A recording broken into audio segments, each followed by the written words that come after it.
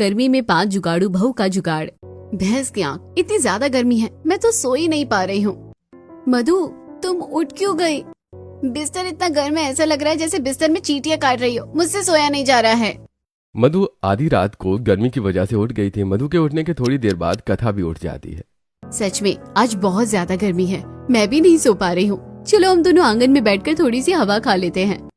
मधु और कथा दोनों आंगन में जाकर बैठ जाती हैं। आंगन में ठंडी हवा चल रही थी, तो वो दोनों सुबह होने तक वहीं बैठकर बातें करती हैं और फिर सुबह आकर सो जाती हैं। ठीक से नींद पूरी न होने की वजह से कथा और मधु दोनों की आंखों के नीचे गड्ढे हो गए थे। कथा जब सुबह अपने आंगन में झाड़ू लगा रही थी तब। अरे कथा, तुम्हारी आंखों के नीचे डार्क सर्कल हो गए हैं। तुम रात को ठीक से सोई नहीं थी क्या? गर्मी में रात में नींद कहाँ आती है? रात भर गर्मी से परेशान होकर बाहर आंगन में बैठी थी ना, इसलिए शायद डार्क सर्कल हो गए होंगे। मुझे तो तुम लोगों की बड़ी चिंता हो रही है। पता नहीं तुम लोग इतनी गर्मी में सब कुछ कैसे मैनेज करोगी। तुम परेशान मत हो, वैसे भी गर्मी की मार तो हम गरीबों पर ही पड़ती है। कथा बेटा, मुझे भी तुम लोगों की बहुत चिंता हो रही है। मैंने सुना है इस बार गर्मी बहुत ज्यादा पड़ने वाली है। अप्रैल का महीना शुरू हो गया है, कुछ दिनों में गर्मी और बढ़ जाएगी। तो अपने पतियों से बोलो कोई अच्छा काम करे, 2 पैसे ज्यादा कमा कर लाए। कथा कमला और काजल की बात का ज्यादा कोई जवाब नहीं देती है और झाड़ू लगाने के बाद घर के अंदर आ जाती है। कथा थोड़ी परेशान लग रही थी। क्या बात है, तुम परेशान क्यों लग रही हो? कमला चाची बता रही थी कि इस बार गर्मी बहुत ज्यादा पड़ने वाली है। पता नहीं इतनी गर्मी में हम लोग कैसे रहेंगे। जब अभी इतनी गर्मी है तो पता नहीं आगे क्या होगा। अरे तुम इतना परेशान क्यों हो रही हो? कल तुम दोनों ठीक से सो नहीं पाई ना, इसलिए मैंने एक जुगाड़ लगाया है। कैसा जुगाड़? पूजा बाहर जाकर टोकरी में घास तोड़ कर लाती है और फिर घास को बुनकर चटाई बनाती है और उसमें थोड़ा पानी छिड़क कर चारपाई पर लगा देती है। ये देखो घास की चटाई। कथा, हम लोग चारपाई पर बिस्तर लगाकर सोते हैं तो हमें बहुत गर्मी लगती है, लेकिन अगर हम इस घास की चटाई में सोएंगे तो हमें गर्मी नहीं लगेगी। आपका ये जुगाड़ काम करेगा या नहीं, ये तो रात में ही पता चलेगा।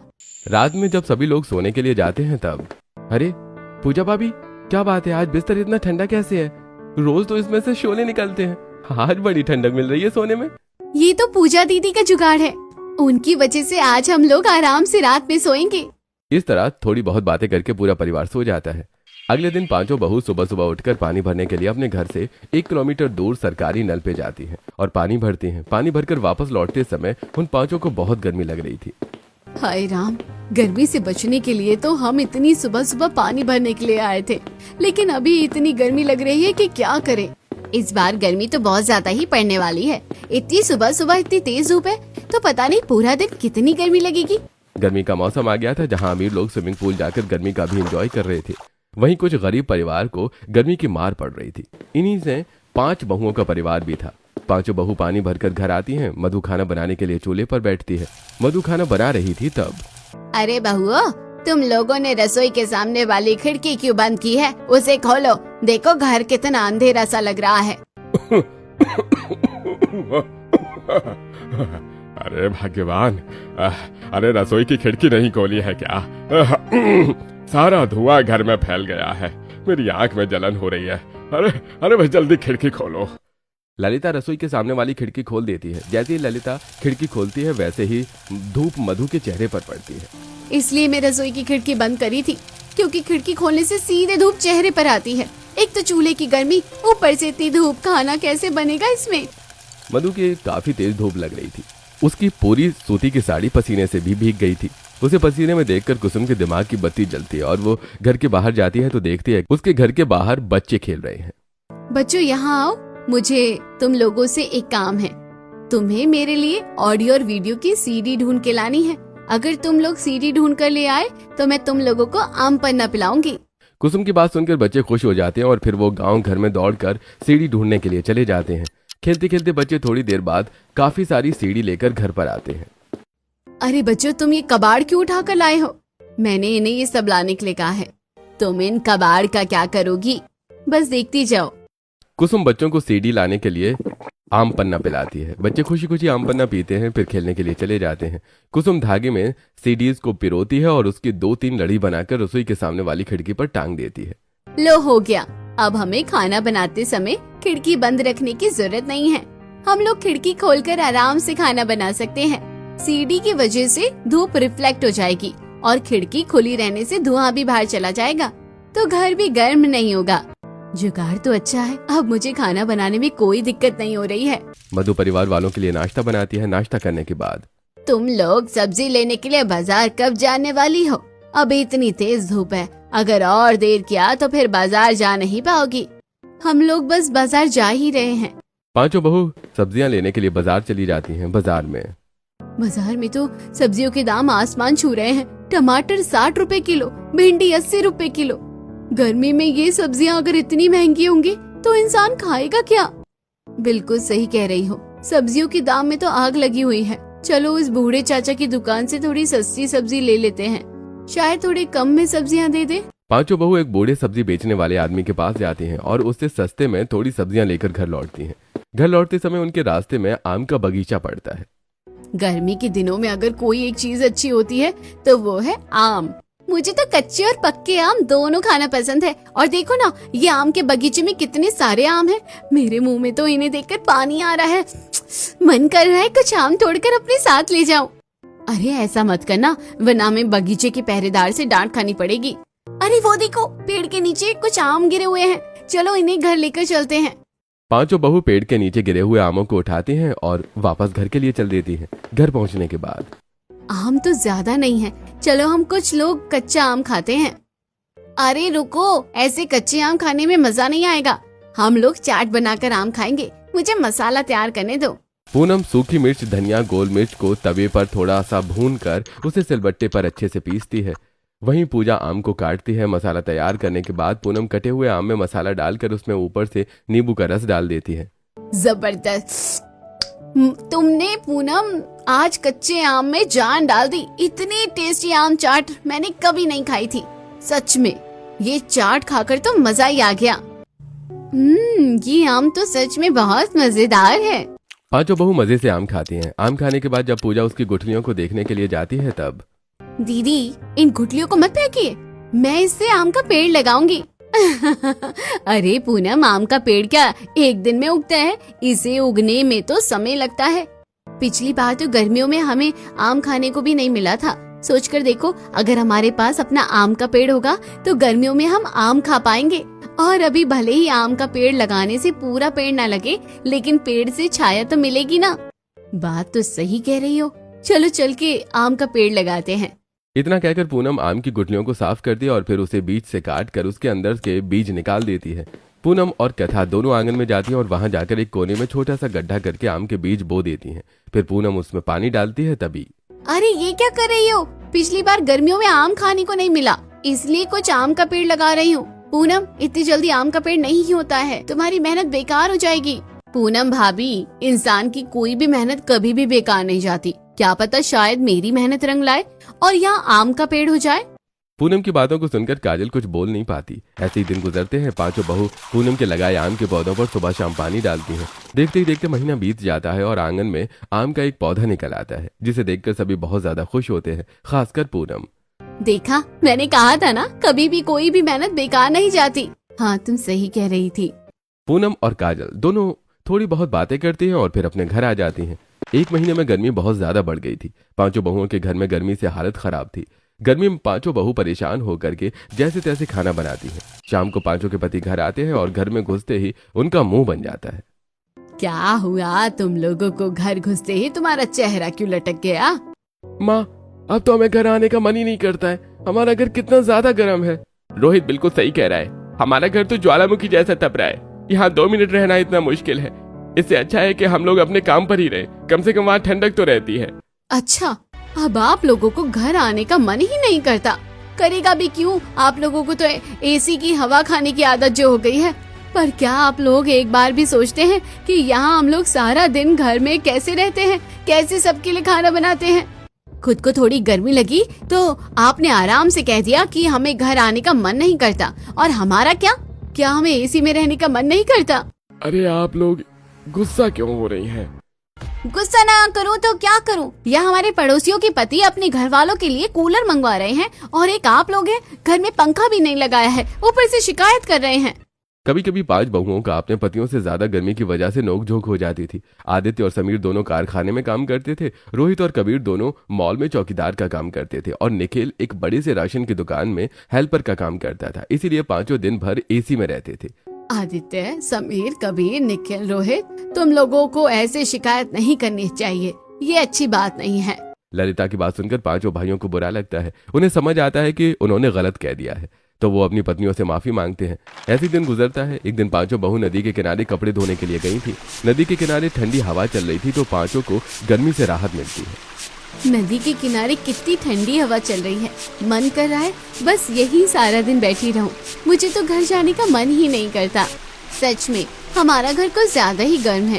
काश हमारा घर भी ठंडा होता तो हमें घर में रहने में भी अच्छा लगता। कुसुम की बात सुनकर मधु को एक आइडिया आता है। हम लोग अपने जुगाड़ से अपने घर को ठंडा कर सकते हैं, लेकिन कैसे? अगर हम लोग नदी के किनारे वाली मिट्टी को घर ले जाकर हमारे घर की दीवारों पर इसे लगा दें तो हमारा घर भी ठंडा हो जाएगा। आइडिया तो बहुत अच्छा है। हम लोग अपने घर के अंदर और बाहर दोनों तरफ मिट्टी लगा देंगे, इससे हमारा घर बहुत ठंडा हो जाएगा।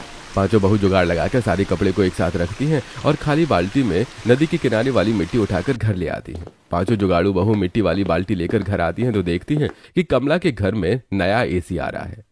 ओ कमला चाची, आपके घर तो 2-3 कूलर पहले से ही है ना, फिर आप एसी क्यों लगवा रही हो?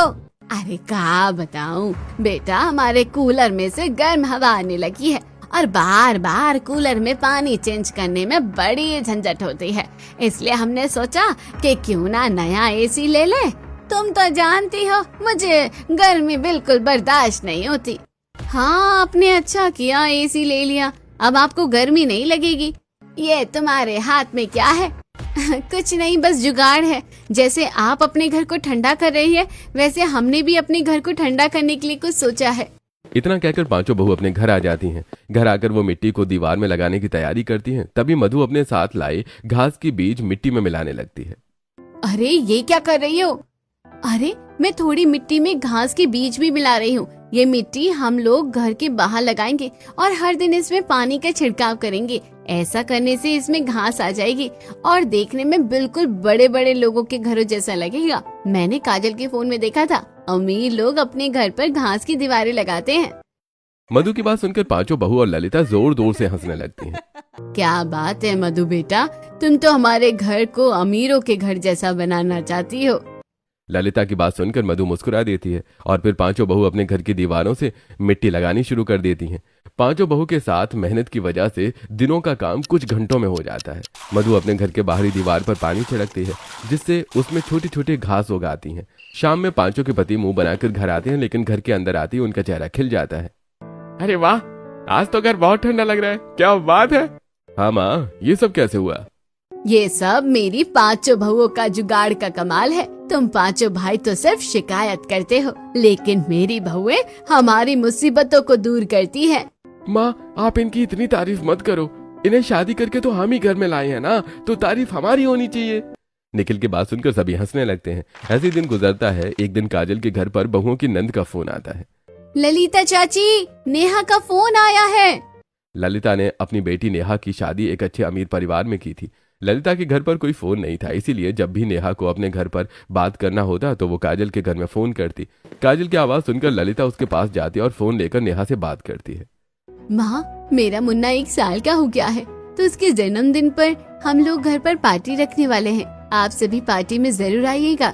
हाँ समधन जी, आपकी नाती का पहला जन्मदिन है, आपको तो इसमें आना ही चाहिए। अच्छा ठीक है, हम लोग जरूर आएंगे।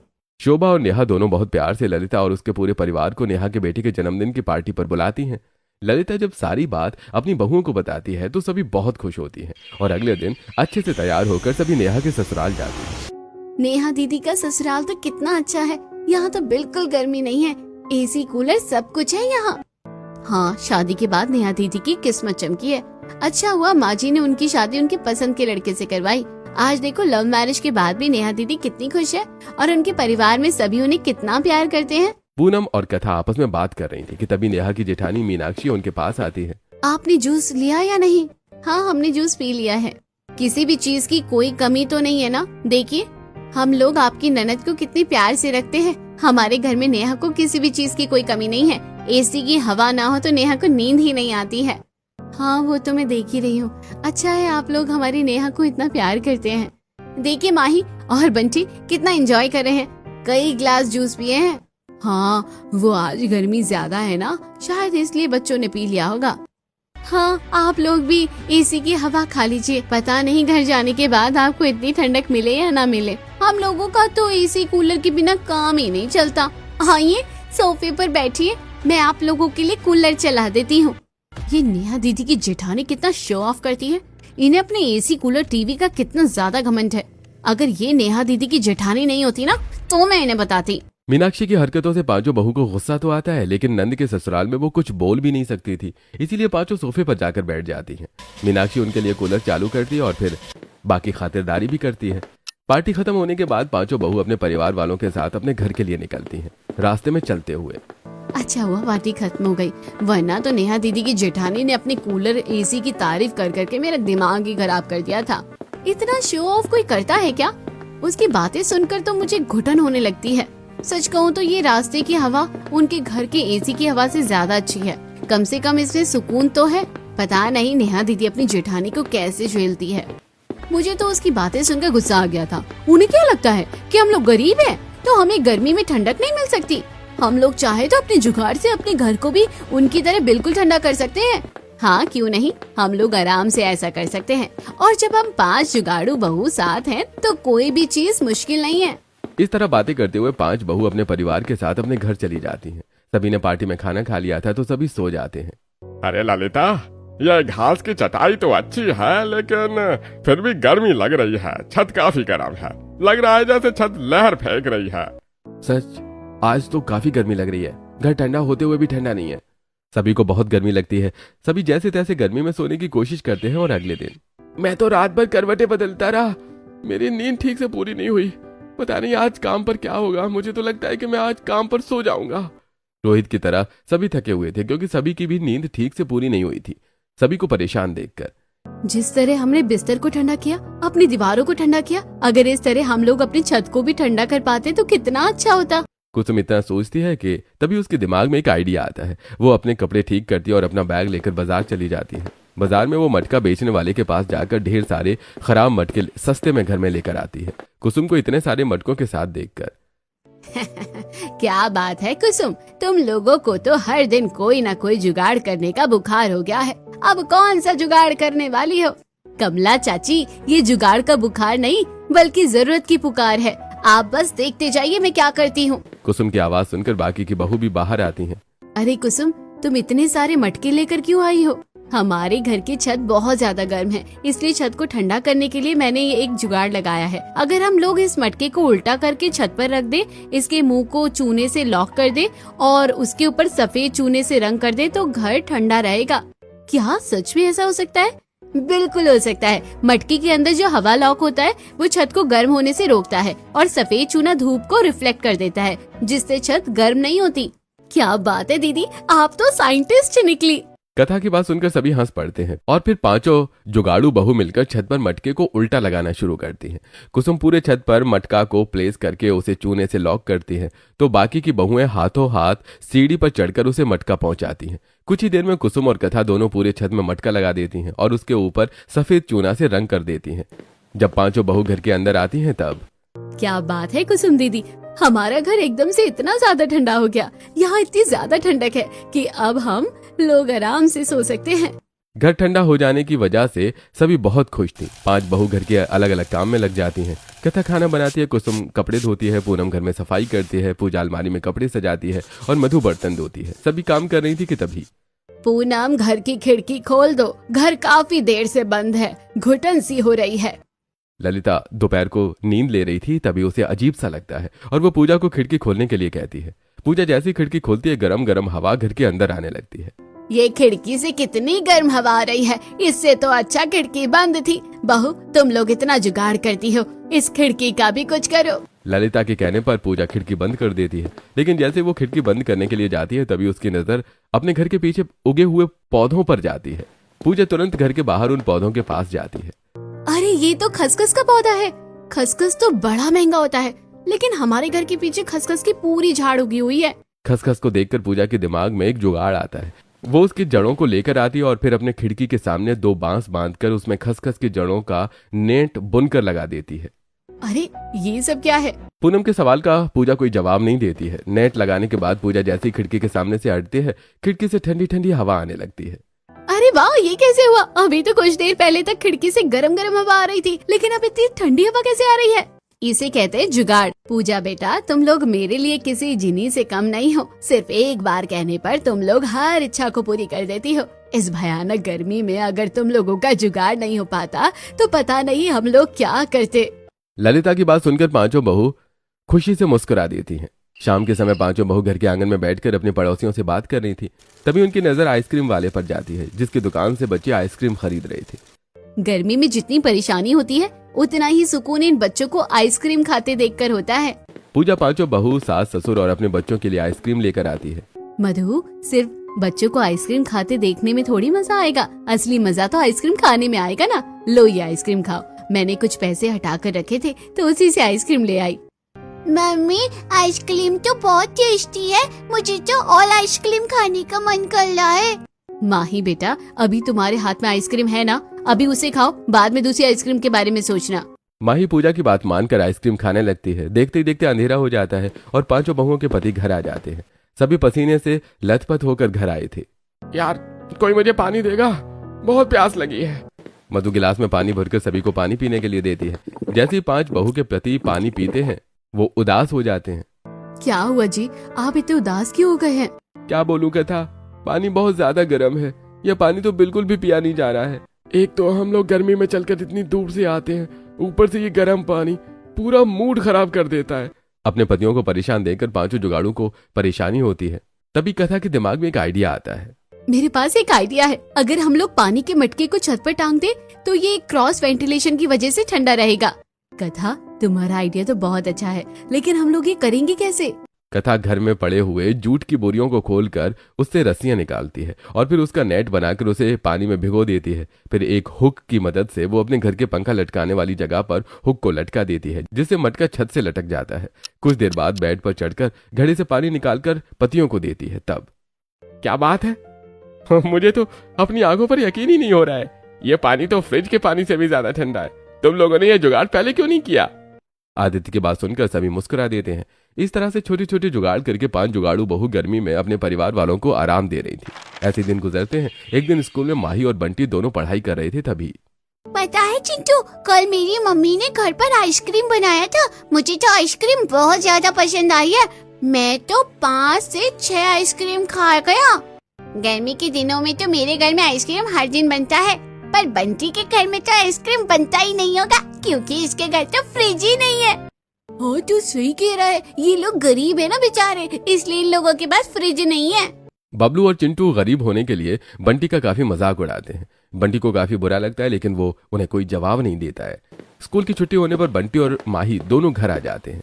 क्या बात है बच्चों, आज बंटी का मूड इतना खराब क्यों है? बड़ी मम्मी, आज स्कूल में कुछ बच्चे फ्रिज न होने की वजह से बड़े भैया का मजाक उड़ा रहे थे। मम्मी, हमारे घर में फ्रिज क्यों नहीं है? आप लोग फ्रिज खरीदिएगा ना, मुझे घर पर रोज आइसक्रीम बनाकर खाना है। बच्चों, मैं तुम लोगों को आइसक्रीम खिलाती हूँ ना, और देखो हर चीज में दूसरों की नकल नहीं करते हैं। फ्रिज के बिना भी तो हमें ठंडा पानी मिल रहा है ना, एसी के बिना हमारा घर ठंडा है, फिर हमें दूसरों की नकल क्यों करनी है? पूजा के समझाने पर बच्चे समझ जाते हैं। वो अपना बैग रखने के बाद कपड़े चेंज करके खेलने के लिए चले जाते हैं, लेकिन थोड़ी ही देर में वो वापस आ जाते हैं। क्या बात है, अभी तो तुम लोग बाहर खेलने के लिए गए थे और इतनी जल्दी खेल कर भी आ गए?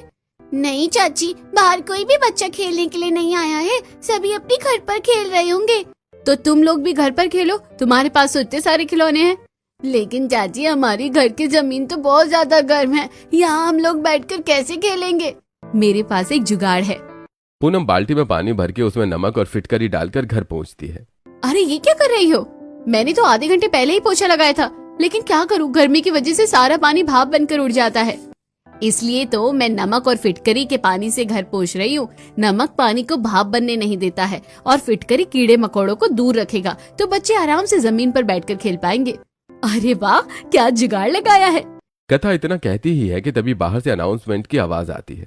ये किस चीज की अनाउंसमेंट हो रही है? कथा, जाकर देखो तो बाहर। कथा बाहर जाती है और देखती है कि बाहर एक आदमी माइक लेकर, सरकार ने रिपोर्ट जारी की है, 1 हफ्ते तक हमारे गांव में लू चलने वाली है, इसलिए सारे गांव वाले अपने घर पर ही रहें और घर के बाहर न जाएं।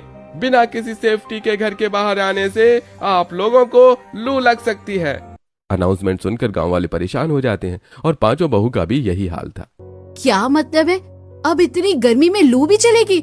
हमारे पति तो रोज काम पर जाते हैं, क्या लू की वजह से कंपनी छुट्टी थोड़ी ना देंगे? उन्हें काम में तो जाना ही पड़ेगा और हमें भी सब्जी लेने के लिए बाजार, कपड़े धोने के लिए नदी पर तो जाना ही पड़ता है ना। अब हम लोग क्या करेंगे?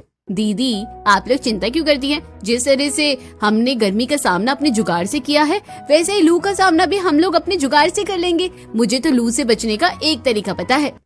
मधु रसोई में जाकर प्याज और ताजा पुदीना का पत्ता लेकर उसे फोड़ देती है और उसे थोड़ा थोड़ा पांचों बहू को देती है। अब इसका क्या करना है? क्या हमें इसे खाना पड़ेगा? नहीं नहीं कथा, तुम भी ना कैसी बातें करती हो। इस प्याज और पुदीने को आप लोग इस तरह अपनी साड़ी के पल्लू में बांध लीजिए। प्याज लू को सोख लेता है और पुदीने की खुशबू प्याज की बदबू को कम कर देती है। हम लोग ऐसे ही पोटली बनाकर अपने पतियों को भी दे देंगे, उन्हें लू भी नहीं लगेगी। इसके अलावा हम लोग गोंद कतीरा का शरबत बनाकर पियेंगे। कल मैं गोंद कतीरा खरीद कर लाई थी। मैंने सोचा था कि गर्मियों में इसे पीना अच्छा होता है, लेकिन अचानक इसकी इतनी जरूरत पड़ जाएगी, मुझे नहीं पता था।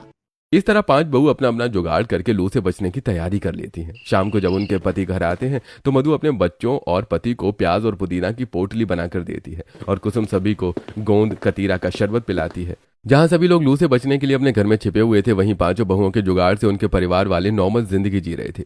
इस तरह दिन गुजरता है। एक दिन जब पांचों बहू बाजार गई थी तब ले लो ले लो ले लो, सब्जी ले लो, आखिर की थोड़ी सब्जी बची है, ये सब्जी ले लो, सस्ते में आप लोगों को दे दूंगा, सब्जी ले लो। सब्जियां तो काफी सस्ते में मिल रही है, हमें ले लेना चाहिए। इतनी सारी सब्जी लेना ठीक नहीं रहेगा, क्योंकि मानती हूँ कि हमारा घर अभी ठंडा है, लेकिन सब्जियां इतने दिन तक ठीक नहीं रहेगी। दीदी, सब्जियां ले लीजिए, मेरे पास एक जुगाड़ है। मधु की बात सुनकर पूजा सस्ते में बहुत सारी सब्जियां ले लेती है। बाजार से वापस लौटते वक्त मधु कोयला बेचने वाले आदमी के पास जाती है। चाचा, क्या आप मुझे थोड़ी सी पतली पतली लकड़ी और कोयला दे देंगे जो आपके किसी काम का न हो? कोयला बेचने वाला आदमी अच्छा था, इसलिए वो मधु को काफी सारा कोयला और पतली पतली लकड़ियां दे देता है। मधु, तुम अब इन लकड़ियों का क्या करने वाली हो? हमारे घर में तो चूल्हे पर खाना बनाने के लिए पहले से ही बहुत सारी लकड़ी है, इनका तुम क्या करोगी? दीदी, घर चलिए, सब कुछ बताती हूँ। पांचों बहू सारा सामान लेकर घर आ जाती हैं। घर आने के बाद मधु पतली पतली लकड़ियों से टोकरी बुनती है और फिर उसके ऊपर कोयला रख देती है। कोयले के ऊपर वो सूती का कपड़ा भिगाकर रख देती है और कपड़े के ऊपर सारी सब्जियां रख देती है। ये सब क्या है? ये जुगाड़ू फ्रिज है, इसमें बहुत दिनों तक सब्जियां ताजी और फ्रेश रहेगी। मधु का जुगाड़ काम कर जाता है। 10 दिन तक सब्जियां ताजी रहती हैं और परिवार वाले अलग अलग तरह की सब्जी हर दिन खाते हैं। एक दिन गांव में नेहा और उसके ससुराल वाले किसी रिश्तेदार के घर आए थे। माँ जी, मेरा मायका पास में ही है, चलिए ना। नहीं माँ जी, हम लोग घर चलते हैं ना। देवरानी जी के घर पर तो एसी कूलर भी नहीं है, हमें बहुत गर्मी लगेगी। माँ जी चलिए ना, मुझे मेरे मायके की बहुत याद आ रही है। रोज कहाँ मौका मिलता है, इसी बहाने घर वालों से भी मिल लूंगी। मीनाक्षी, जब नेहा बहू का इतना मन है तो हम लोग उसके मायके चलते हैं।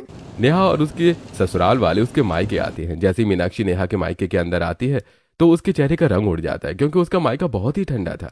मधु सभी को गोंद कतीरा और बेल का ठंडा ठंडा जूस बनाकर देती है। अरे वाह समधन जी, बिना एसी कूलर फ्रिज के आपका घर कितना ठंडा है।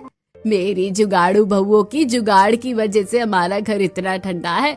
उन्होंने जुगाड़ से ही बिना एसी हमारे घर में ठंडी हवा ला दी है, बिना फ्रिज के ठंडा पानी पिला दिया है। मेहमानों के सामने ललिता के मुंह से अपनी तारीफ सुनकर पांचों बहू बहुत खुश होती हैं और एक दूसरे को गले लगाती हैं।